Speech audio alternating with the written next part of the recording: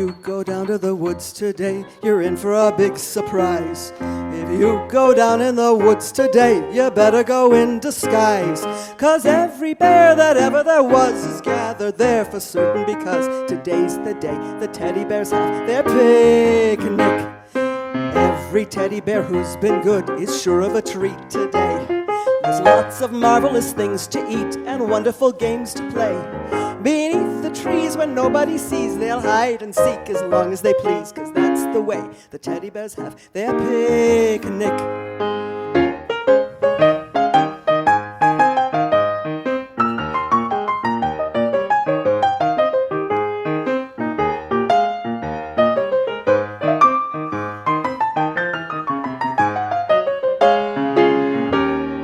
Picnic time for teddy bears. The teddy bears are having a wonderful time today. Watch them, catch them unawares, and see them picnic on their holiday. See them gaily gad about. They love to play and shout, they never have any cares.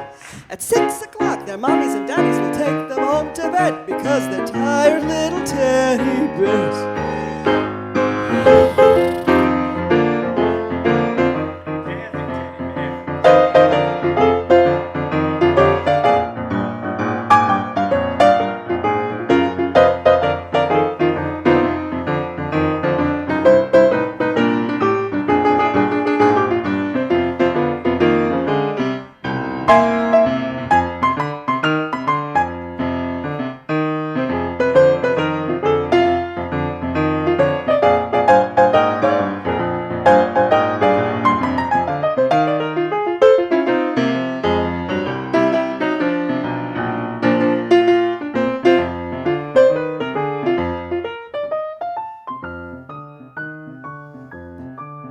Comes a real bedtime story of the kind that my mother really used to teach me, to tell me as I was in the car or falling asleep.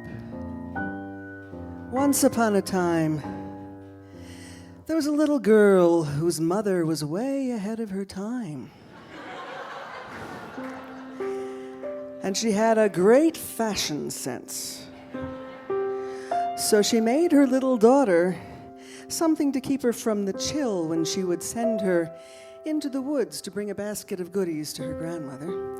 And she made it of a beautiful deep red velvet on the outside and gold lame on the inside. And so from this they called the little girl Little Red Goldie Hood.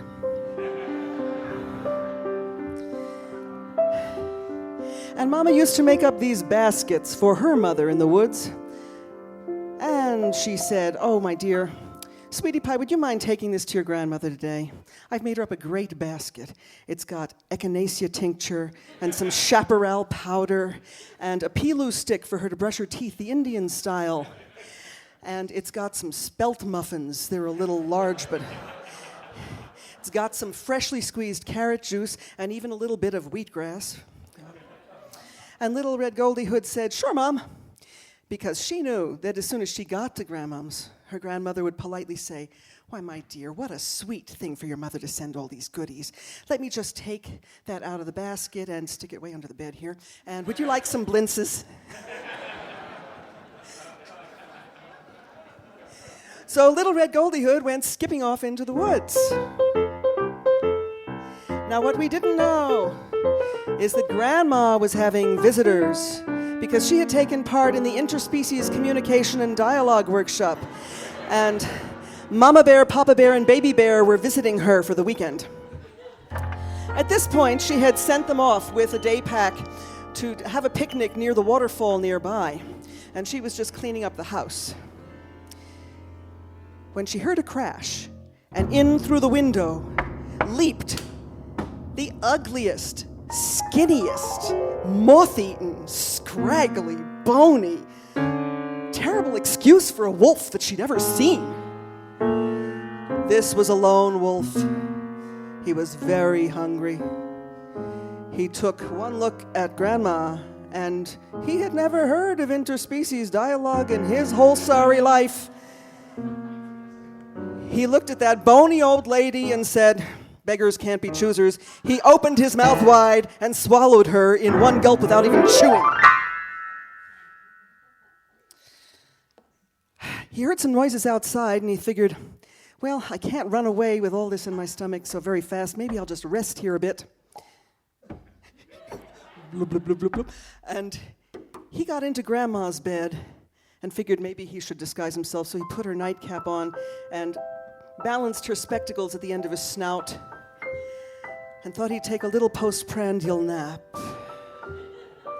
Meanwhile, little Red Goldie Hood was skipping through the woods, and she had gotten to the bridge and let them know underneath that she was there, because her friends, the three billy goats gruff, lived under there.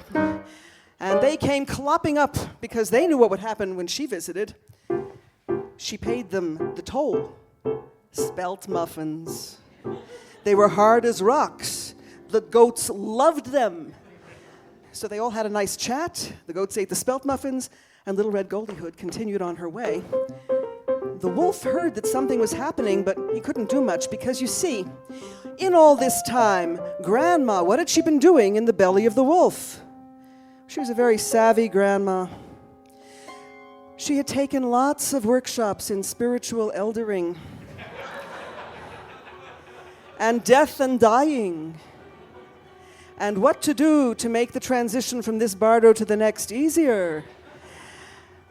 And she knew that this was her end. There she was in the belly of a wolf. Surely soon his digestive juices would kick in and she'd get digested. And so she knew that this was the time for her to do a review of her life. And she started with what really came up first. What came up first were those first springtime erotic days when her late husband and she were courting.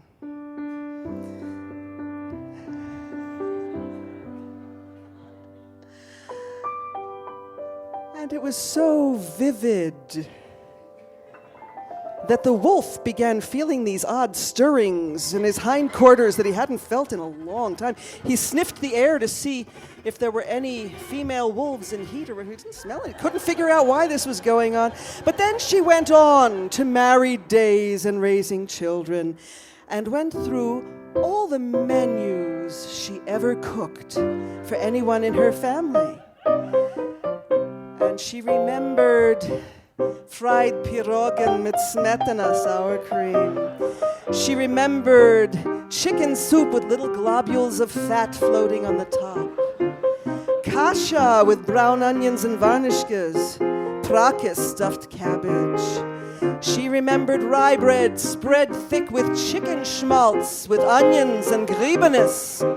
She remembered stuffed kishka. What she didn't really realize was that all these years of science of mind had really given her tremendous mental power. And the wolf was feeling the effects of what was going through the mind of the person he was trying to digest. This poor wolf had never eaten enough in his whole life to experience heartburn. But he did now, in a big way.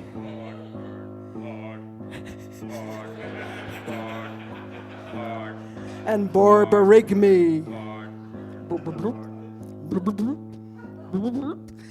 It was a terrible time for him. He didn't know what was going on. Just then, little Red Goldie Hood made it through the door, and she took a peek into the room and said, "Grandma, have you stopped taking your hormones? You're looking a little fuzzy around the muzzle."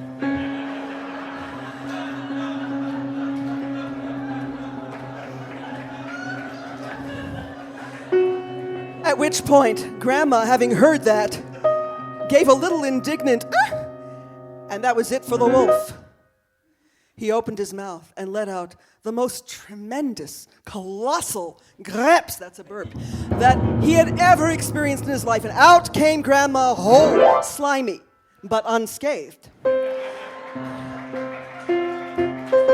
At that very moment, in came Mama Bear, Papa Bear, and Baby Bear. Little Red Goldie Hood was saying, "Some nerve swallowing my grandmother!" The wolf looked a little coward. Papa Bear knew what he had to do in a situation like this. He roared, the wolf sprang out the window, Papa Bear lit out after him, and he chased him a very long way. We still don't know what happened to them. But Grandma, as she was wiping herself off, looked at the rest of her company. Mama Bear, Baby Bear, and her sweet little granddaughter, and she said, "Sweetie Pie, thank you. Give me all those goodies that Mama sent. We'll put them under the bed. Would anybody like some blintzes?"